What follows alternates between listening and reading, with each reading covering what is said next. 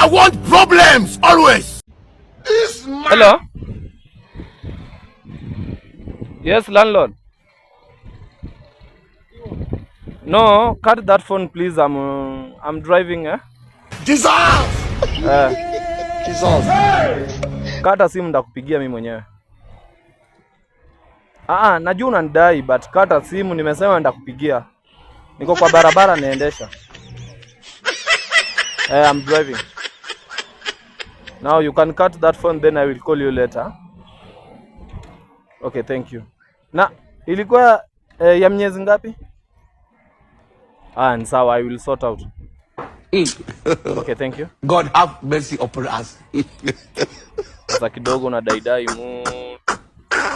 Ngele 5 ni kitu ya kudaidai mu.